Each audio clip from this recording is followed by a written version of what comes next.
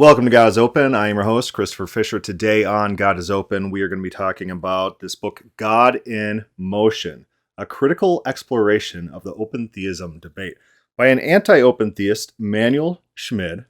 And he talks about his problems he sees with open theism and his summaries of kind of the ideas, the thoughts, the debates, and even the history. Even yours truly, myself, I get mentioned in this book. He takes great offense. He thinks that my reading of the Bible, my hermeneutics is very simplistic, and so it's dismissed out of hand. But that's not what we're going to talk about today. We're going to talk about the history of open theism. Now, God in Motion here, it describes open theism as a recent phenomenon. I'll just kind of read this. As is clear, even from this brief historical review, open theism is a very much an evangelical phenomenon. More precisely, it belongs to the recent history of North American evangelicalism. To be sure, in the course of its development, the project of articulating an open view of God has found a range of advocates and critics beyond evangelical circles and has increasingly attracted interest across continental boundaries.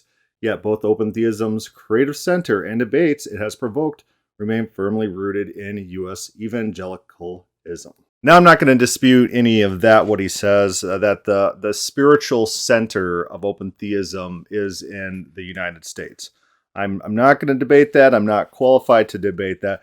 But I do want to take issue with his historical recounting of where open theism started and began. He dismisses figures such as Lorenzo Mccabe, offhand. Remember, Lorenzo Mccabe was an early open theist writer.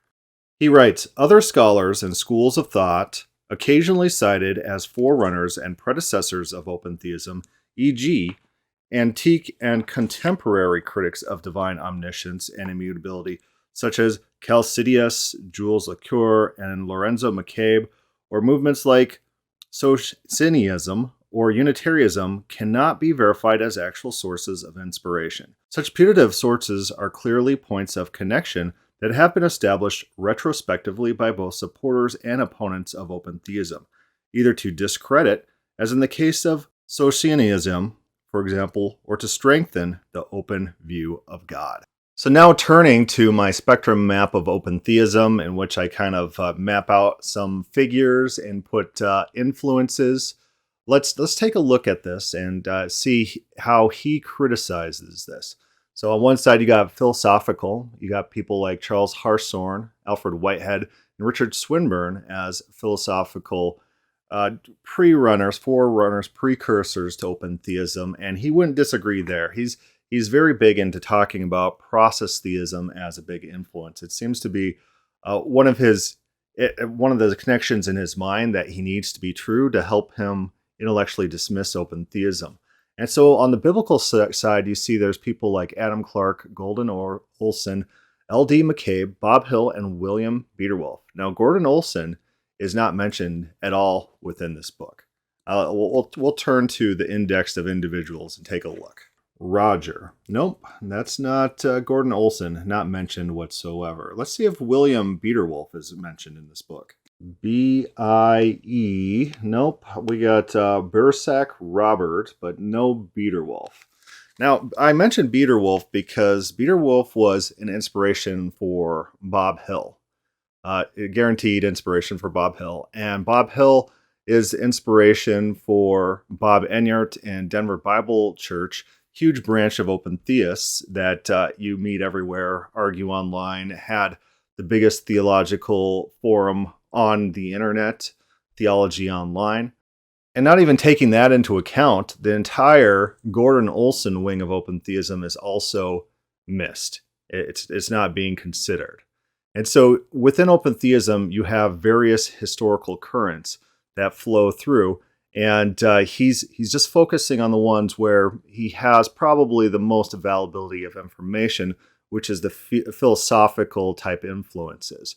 But even if that's the case, that the philosophical side has a lot of this philosophical influences, he kind of misses a key connection between the two. So I posted on God is Open Facebook group. I was talking about this book and I wrote this. Reading the book God in Motion, a critical exploration of the open theism debate, is very thorough, but is also very dismissive of entire branches of open theism, namely the Gordon Olson branch and the Bob Hill branch. Hill, I believe, was inspired by Beerwolf. Olson, if anyone has information, was inspired by McCabe, I believe. Winky Pratney and YWAM figure in somewhere. Jill Park responds, yes, McCabe inspired Olson. That's what I've heard from those who knew Gordon. And that, of course, is confirmed in his book, Foreknowledge of God, which is in the file section on the God is Open page. And so there's a definite connection there. Going down to Tom Lucas Show. He shows up anytime people are talking about historical open theism. What's the history of open theism? How did it develop? And he's a great source, which does not seem to be consulted in writing of this book, God in Motion, but he is a wealth of knowledge. He's the one who built that classic chart of open theist pregenerators, open theist inspirations, open theists throughout history.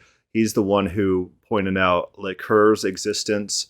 That's this individual. He's a wealth of knowledge.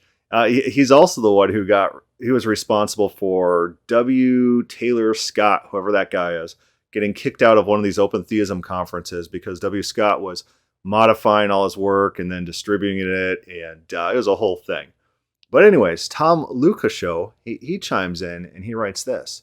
It is not widely known that Clark Pinnock wrote a letter to Gordon Olson in 1975 on Regent College letterhead asking Gordon for copies of his papers on omniscience. Gordon sent Pinnock a copy of Sharing Your Faith Manual and Omniscience paper. Pinnock acknowledged in a letter in 1979 that he was influenced by Gordon's works, and by 1979 did not hold to an unlimited omniscience myself. I have photocopies of the above-mentioned letters. As far as I'm aware, Pinnock never acknowledged Gordon's influence in any of his published works. If anyone knows otherwise, please kindly inform me. So Tom Lucas Show is pointing out that Gordon Olson was a big inspiration on Clark Pinnock, who himself was a great inspiration on wider open theism. And Gordon Olson was inspired by McCabe. There's the line. There's the linkage.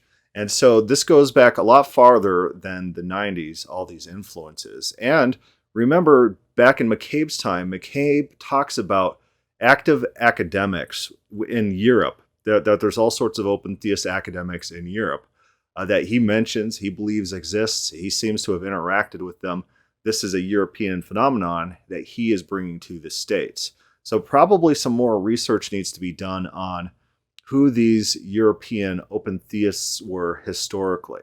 Remember, when we look at Calvin's work, and he's complaining about all these open theists in his time too. And so open theism has been, throughout history, there's been movements of open theists. I've got old letters to the editor from old time papers where people are arguing basic open theist beliefs, trying to argue against classical omniscience. These people exist, they're out there, they have had influences, but McCabe definitely was an influence, and Gordon Olson was definitely influenced as well.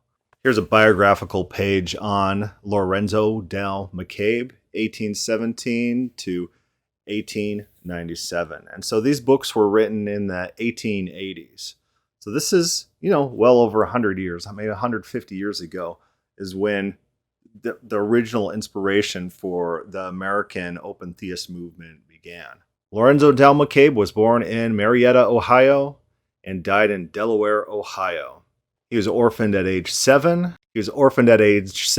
And through his intellectual pursuits was able to enter college and become a professor.